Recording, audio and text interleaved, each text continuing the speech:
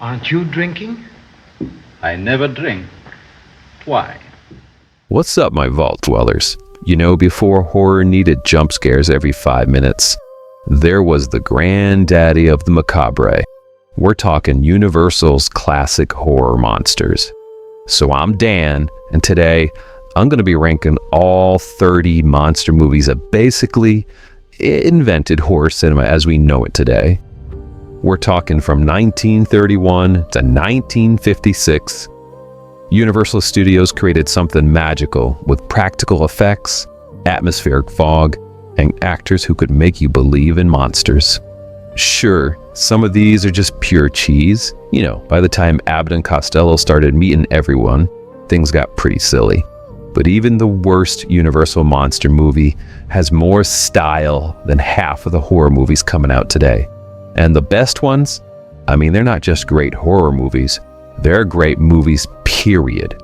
So let's count down from 30 to 1, from the sublime to the ridiculous, and let's just see it all, how it began. Get comfortable, because we're about to witness the birth of horror cinema.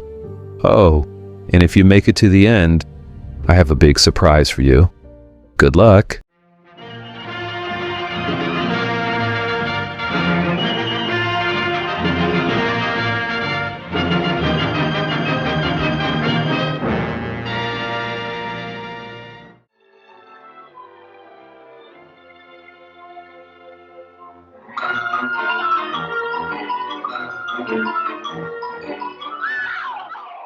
Alright, look, I love Universal horror, but even I have to admit that they sometimes miss the mark.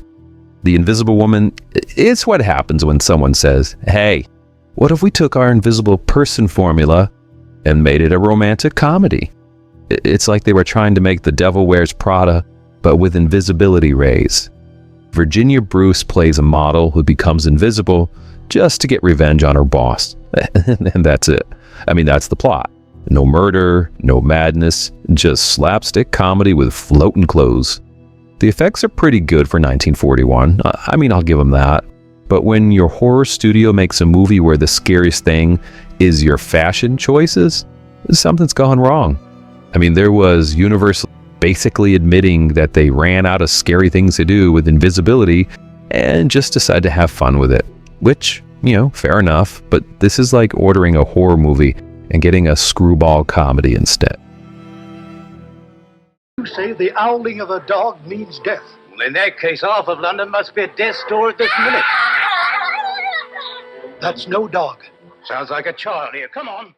So Universal really wanted to keep the werewolf train rolling after the Wolfman success. But this one's, you know, more of a mystery than a monster movie.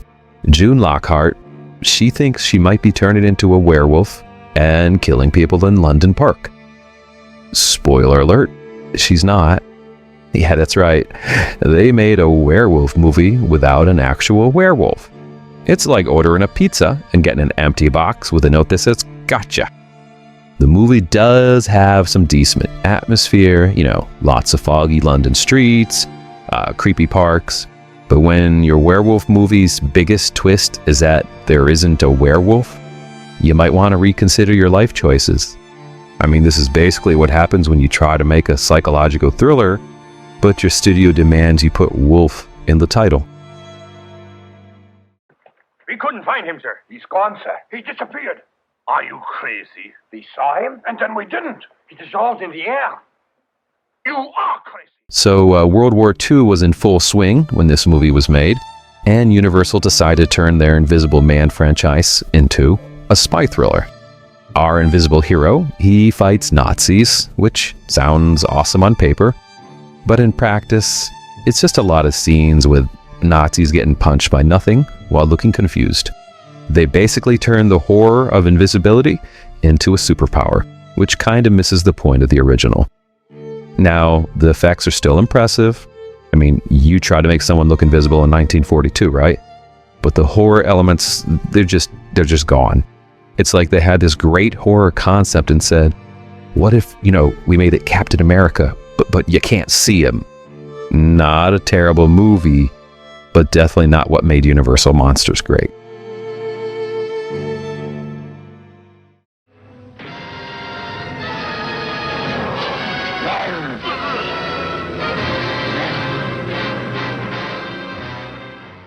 By this point, Universal was basically turning their monster franchises into comedy series. Now, I mean, don't get me wrong, Abbott and Costello are absolute comedy legends. But this one feels a bit tired. Boris Karloff plays Jekyll and Hyde, which, I mean, that should be amazing. But it's mostly just Lou Costello running away from things, while Bud Abbott looks exasperated. I mean, it's like watching your dad try to explain classic horror to your class clown cousin. The transformation scenes, they're actually pretty good. Universal never skimped on the effects department. But when your most memorable scene involves Lou Costello accidentally drinking the formula, you know we're pretty far from the psychological horror of the original Jekyll and Hyde story. Caris, you shall rise again to find your Princess Ananka. That is our vow to you. This is the fifth film in the original Mummy series, which somehow takes place in the Louisiana Bayou. Because, you know, nothing says ancient Egyptian curse quite like crawfish and Cajun music. Lon Chaney Jr. plays Karis again, but by this point the mummy looks less ancient evil and more guy wrapped in ace bandages who just got lost on his way to the hospital. The swamp setting does add some atmosphere. I mean, there's genuinely a creepy scene where the princess rises from the mud, but the rest is pretty much what you'd expect from the fifth movie in really any series. Everyone's just going through the motions. Even the mummy looks tired, and he's been sleeping for like over 3,000 years by now. Now, don't give me that invisible stuff again. Honest. And there were footsteps with no feet. And a grip that was unpacking itself. All right, boys, let's go. You know, at least in this sequel, the Invisible Man effects, they're still impressive. I mean, especially during the boxing match sequence. I mean, it's actually kind of amazing watching invisible punches land in 1951. But the horror, it's just completely gone. This is straight up comedy with some sci-fi effects thrown in. Abbott and Costello play private detectives helping an invisible boxer clear his name. If that sentence sounds ridiculous, wait until you see the movie. I mean, the film actually has some clever uses of invisibility. I mean, there's a great bit with the invisible boxing gloves, but we're now officially in the let's just have fun with it phase of the Universal monsters. It's entertaining, but it's about as scary as a haunted house at a church carnival.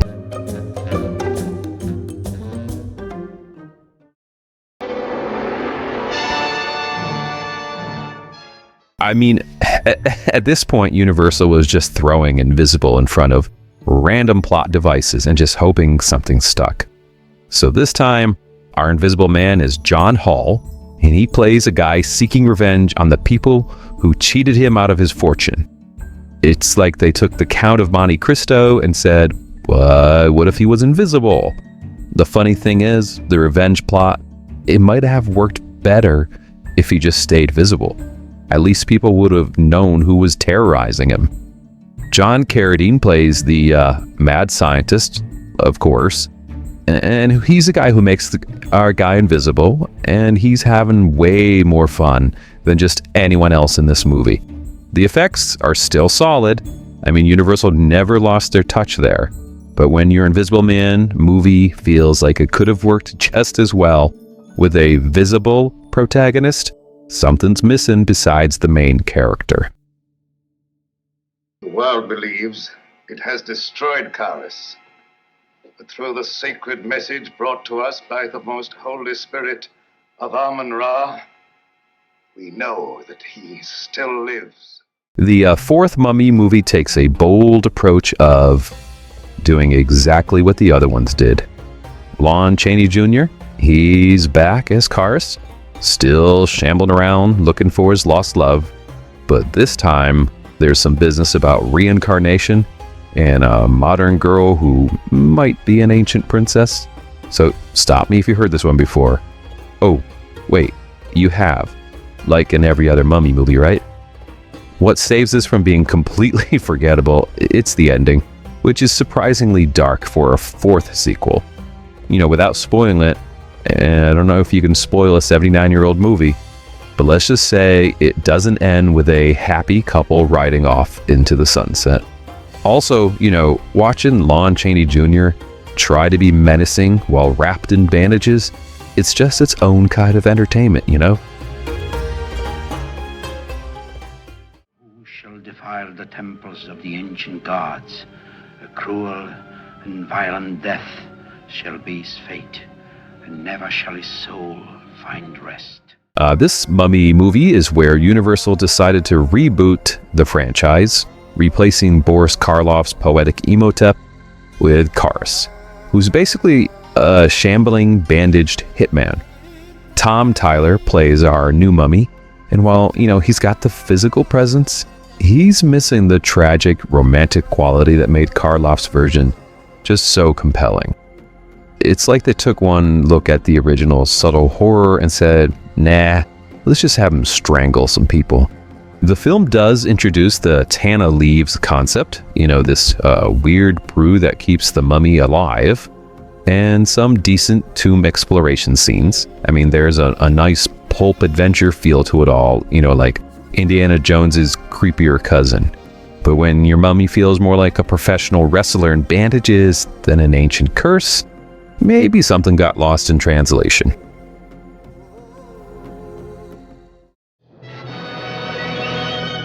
The lightning. It is good for you. Your father was Frankenstein, and your mother was the lightning. This is where Frankenstein series started getting a bit silly. Lon Chaney Jr. takes over as the monster, and he's a great actor, but he's no Boris Karloff. The plot involves brain transplants, ghost dads giving advice, and Igor, played by Bela Lugosi, just basically stealing the show. It's like Universal looked at their classic horror franchise and said, we just need more soap opera. The monster makeup, it's absolutely great.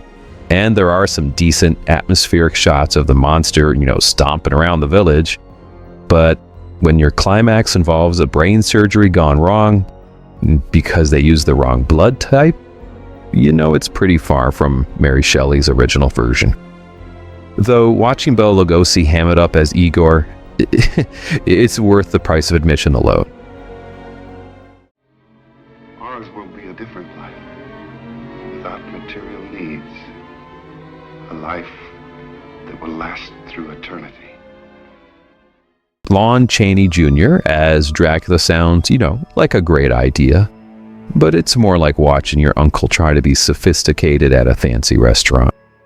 Chaney was great at playing, sympathetic monsters, but Dracula needs that otherworldly elegance that Lugosi just nailed. Still, there are some really innovative effects here. The transformation scenes from man to bat to mist, they're surprisingly convincing for 1943. Plus, it's the first time we see a vampire dissolve in a swamp. So there's that, right? The Louisiana setting adds an interesting gothic swamp vibe. And there's some clever stuff with the Count hiding his identity by reversing his name to Alucard. But apparently nobody in his town can read backwards. Still, it gets the point for trying something new with the vampire mythology, even if Chaney looks like he should be wrestling the Wolfman.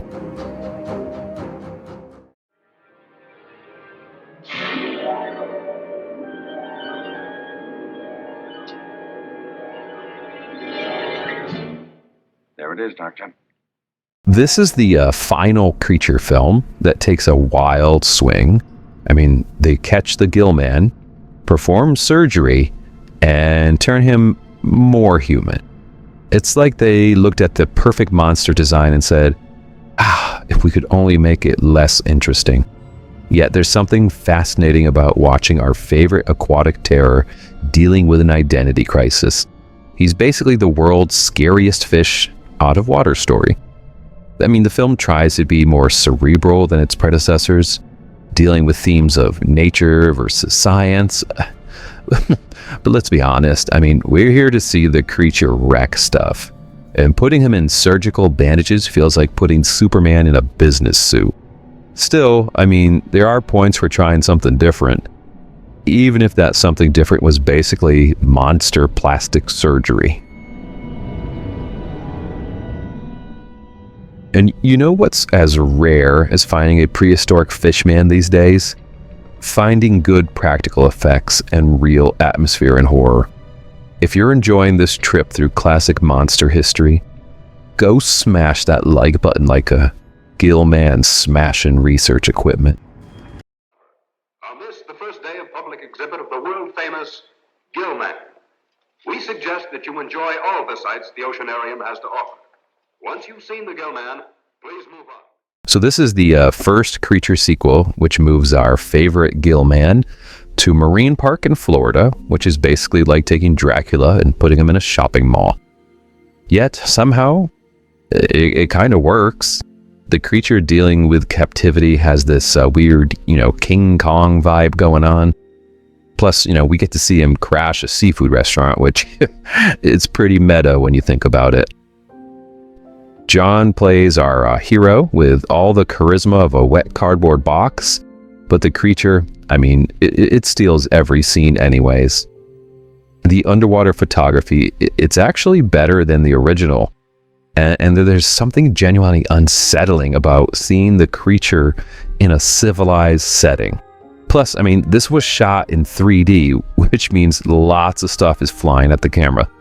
And by the way, look out for a young Clint Eastwood in his first movie role. He's a lab assistant with about 2 lines. Well, maybe so, Doc, but there were 4 rats in there when I changed my lights. Now there's only 3. Nobody saw that career coming. Count Dracula sleeps in this coffin, but rises every night at sunset. Chick is right. This is awful silly stuff. Dracula.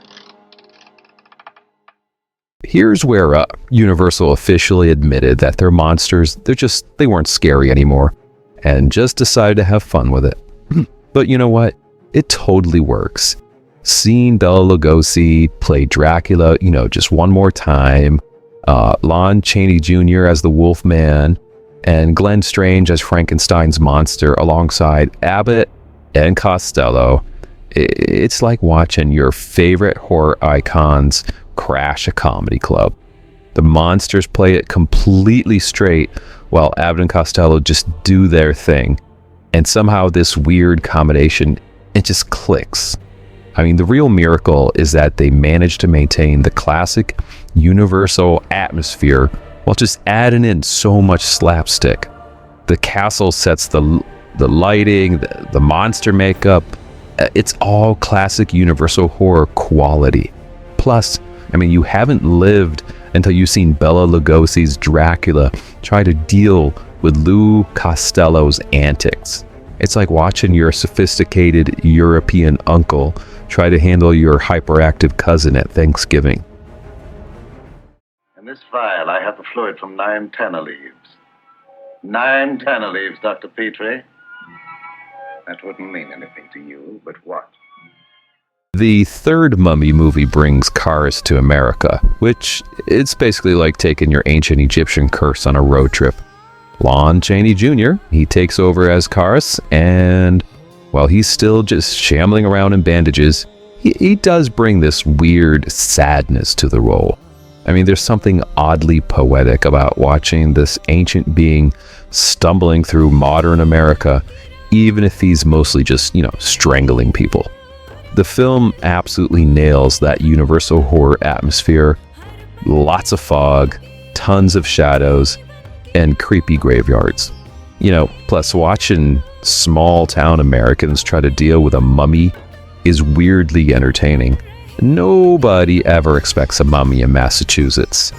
The Tana leaf addiction subplot, it's strange, but it's interesting. It's basically a monster movie about a supernatural being with a drug problem. I find it difficult to believe that a human being can change himself into a bat, or that by feeding upon the blood of the living, he can attain eternal life. Universal decided to go all in on this one. They threw in Dracula, the Wolfman, and Frankenstein's monster right into this mix.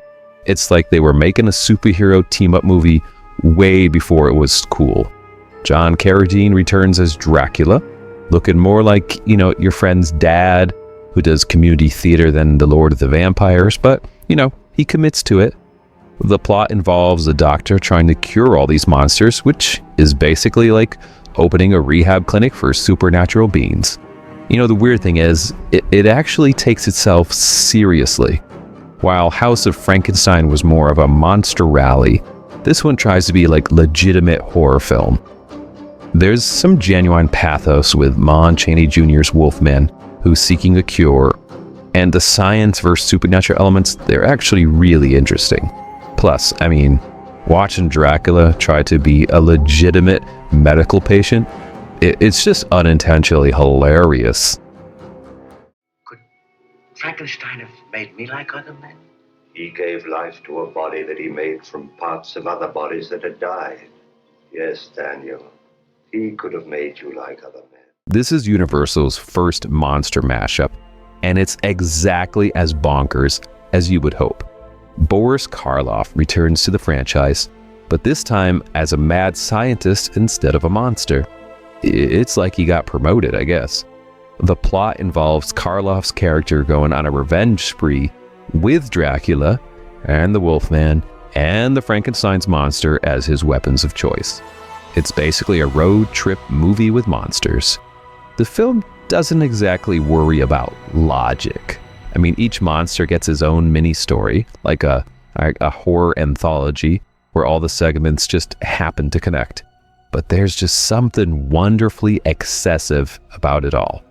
Jay Carroll plays Karloff's hunchback assistant Daniel, giving us one of the most sympathetic helper characters in Universal horror.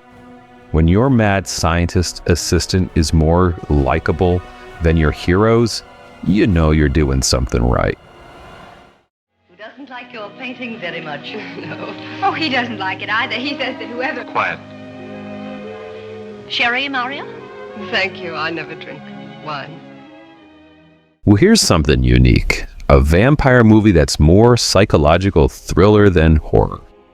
Gloria Holden, she plays Countess Maria Zaleska, Dracula's daughter, trying to break free from her vampiric curse through psychiatry. It's like watching a supernatural family trauma drama.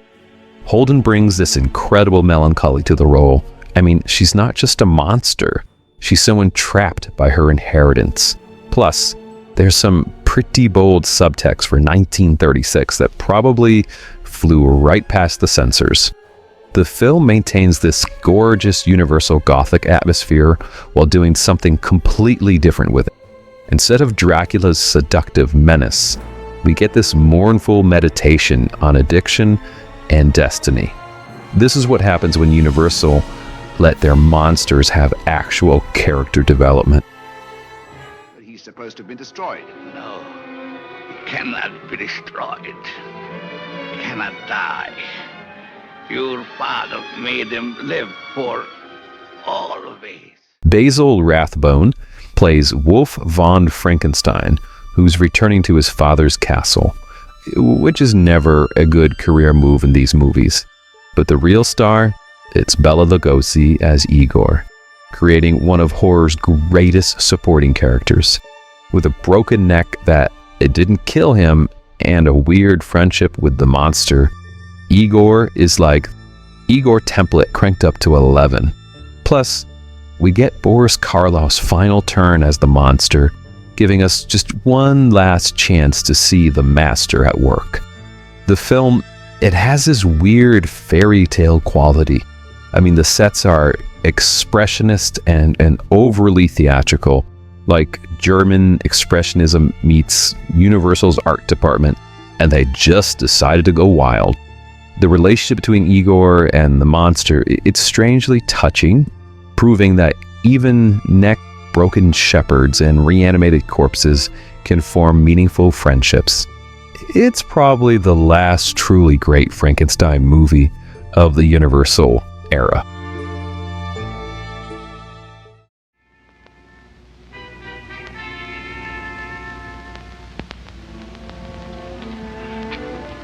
Hawkins, go and get your dinner. Innocent? Oh, get out, get out. Before Lon Chaney Jr. made the Wolfman an icon, Universal gave us this surprisingly sophisticated take on lycanthropy. Henry Hull plays a botanist who gets bitten while searching for this rare flower in Tibet. This isn't your typical werewolf story. It's about a scientist trying to cure himself while maintaining his dignity.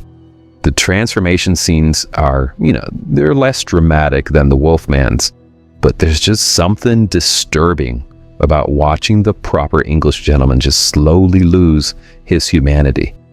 The makeup is less wolf-like than what would come later, making Hull look more like, a weird hybrid of a man and a beast.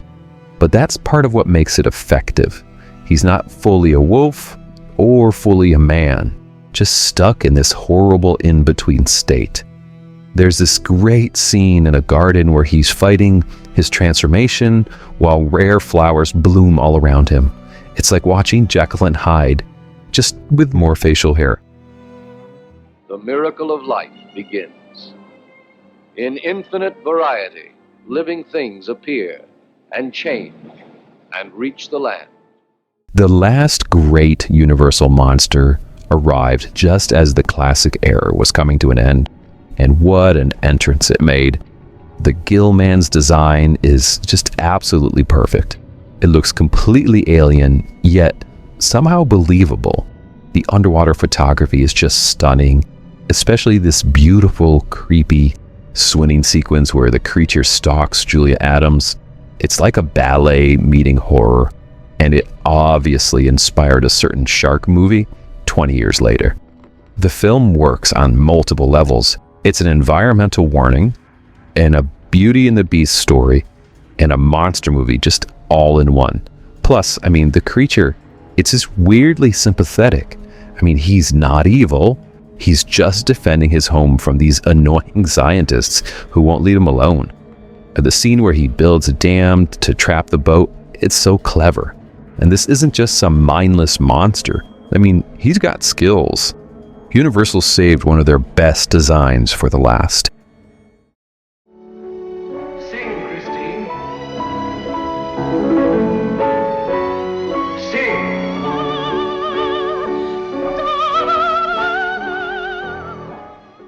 Universal's Technicolor remake of the silent classic isn't usually counted among their top-tier monster movies. But Claude Rains brings something just special to The Phantom. Instead of Lon Chaney's, horror show, Rains gives us a sympathetic monster whose real deformity might be in his soul. The color photography, it's gorgeous. Those reds and blacks in the opera house, they just pop like a dream. Plus, the unmasking scene might be less shocking than Chaney's, but it's got its own psychological horror. The music actually matters in this version. When the Phantom sabotages performances, you understand why, because the replacement genuinely sounds terrible. It's like watching the world's most violent music critic at work. The underground lake scenes are absolutely gorgeous. In the chandelier sequence, it still works. This is what happens when Universal threw their A budget at their B movies. Mr. Talbot seems to have heard about the unfortunate constable last night. It's disturbing him. But he doesn't understand. There's a curse upon me. I change into a wolf. This is where Universal's monsters started to do their crossing over. And no surprise, though, it totally works. Lon Chaney Jr.'s Larry Talbot, he wakes up in Frankenstein's tomb looking for a cure for his immortality. Because apparently being a werewolf wasn't bad enough. Now he can't even die. And Bela Lugosi plays the monster, which it's ironic since he turned down the role in the original Frankenstein. The fight at the end, it's like watching the world's most tragic WWE match. The Wolfman segments are actually pretty haunting, and Talbot's desperation to die, it gives this film this dark psychological edge. And then the monster shows up and it becomes monster wrestling, but in a good way. There's something weirdly poetic about these two who are just cursed beings finding each other. It's like a buddy movie where both buddies just want to die. Where are you? Where are you? Here, beside you. But I can't see you. Of course you can't. I'm a ghost. Ghost? This is Vincent Price's first horror role. And what a debut. His voice was just made for playing an invisible man slowly going insane. But if the worst comes to the worst, I can always get a job haunting a house. The plot is basically wrongly accused man uses invisibility to clear his name. But Price's performance elevates it beyond a simple revenge story. Just listening to his voice change as the invisibility drug drives him mad, it's a masterclass by itself. Sorry, Helen, I couldn't come to the lab. I'm at Frank's house. Of course, the place is... Plus, the effects are actually better than the original in some scenes. The film manages to balance suspense with Price's natural theatrical flair. When he starts taunting his enemies while invisible, you can hear him enjoying himself. Maybe a little too much. It's like watching the world's most sophisticated poltergeist mess with people. John P. Fulton's special effects work, it just holds up surprisingly well. I mean, the scene where Price unwraps his invisible bandages in the mirror, it's so effective, even today.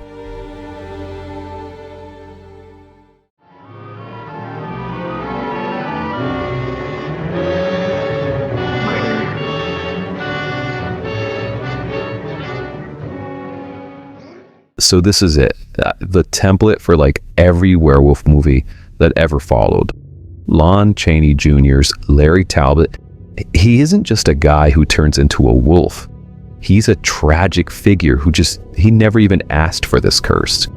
The transformation scenes, I mean, they might look simple by today's standards, but watching Chaney's face slowly contort while hair sprouts from his skin, it's still unsettling. The film totally nails the foggy universal atmosphere. I mean, you can practically feel the cold mist in those forest scenes. Claude Rains as Talbot's father brings just a real gravitas, and Maria as the old gypsy woman, it's just perfect. But it's Chaney's performance that makes it work. His Larry Talbot is just a decent guy who got bit by the wrong wolf, and now he has to deal with it.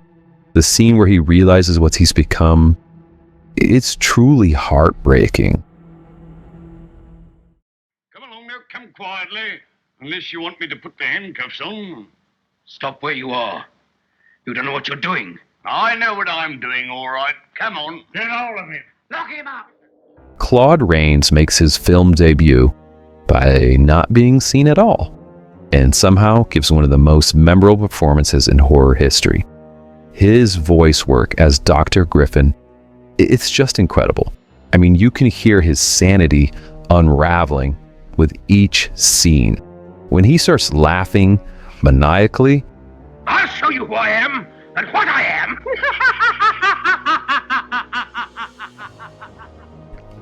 while terrorizing that village, it's both hilarious and terrifying. The effects, they totally hold up today. And those scenes of footprints appearing in snow or clothing moving on its own, those were practical effects at perfection. James Whale's direction, it turns what could have been a simple effects showcase into a study of power corrupting absolutely. Griffin isn't just invisible, he's drunk on the freedom it gives him.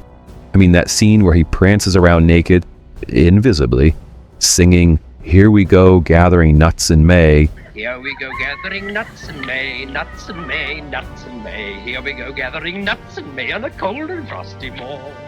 While causing chaos, it's just pure madness. Plus, I mean, we get to see a young Gloria Stewart, who later played Old Rose in Titanic. I mean, talk about career longevity. Put it back. Bury it where you found it. You have read the curse. You dare defy it? In the interest of science, even if I believed in the curse, I go on with my work for the museum. So Boris Karloff only appears as the bandage Imhotep for like 3 minutes. But those 3 minutes are just pure nightmare.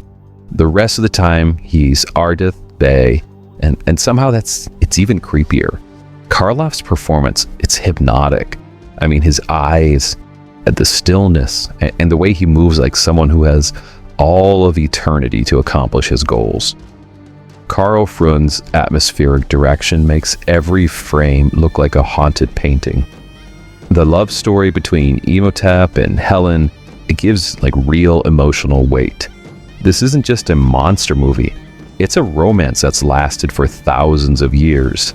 I mean, those flashback scenes to ancient Egypt, they're just gorgeous. And watching Karloff's face, you know, when he realizes his love has been reincarnated, it's actually touching. Plus, Jack Pierce's makeup work, it's amazing. Karloff looks like he's actually been dead for millennia.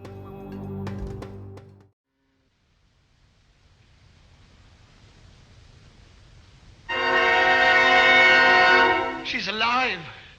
Alive! James Whale took everything that worked in Frankenstein and just somehow made it better. This isn't just a sequel. It's a masterpiece that blends horror with dark comedy and a genuine pathos. Dr. Pretorius steals every scene he's in, Have a cigar. They're my only weakness. while Karloff brings even more humanity to the monster. I mean, the scene where he learns to speak, it's kind of heartbreaking. I love dead. Hate living. That's not just monster dialogue, it's poetry. Elsa Lanchester's Bride is only on the screen for, a few minutes, but her hissing rejection of the monster is one of horror's most iconic moments. I mean, that hair design alone deserves its own place in movie history. The whole film feels like a dark fairy tale, and those miniature people in bottles, the gothic sets, and the incredible score. This is Universal horror at its artistic peak, proving that monster movies could be legitimate art. We're about to unfold the story of Frankenstein, a man of science who sought to create a man after his own image. It is one of the strangest tales ever told.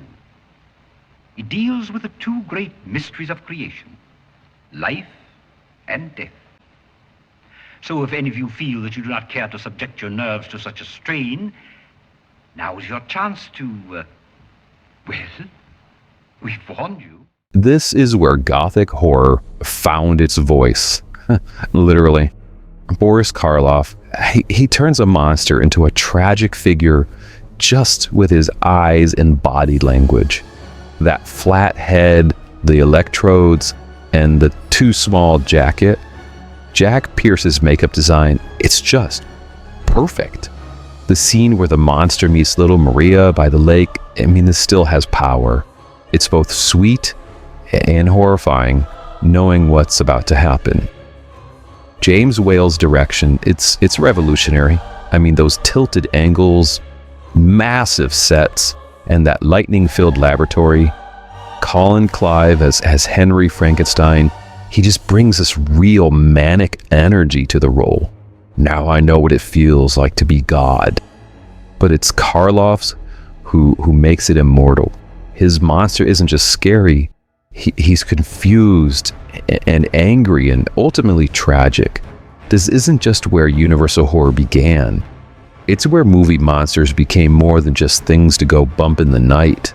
They became reflections of our own humanity, even when that humanity was stitched together from dead bodies.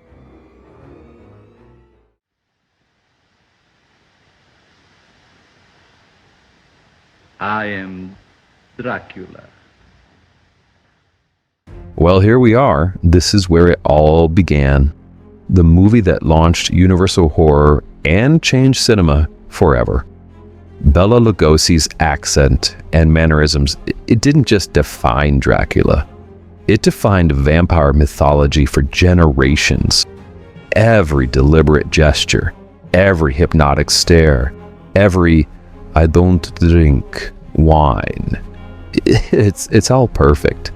These early scenes in Castle Dracula are just dripping with atmosphere.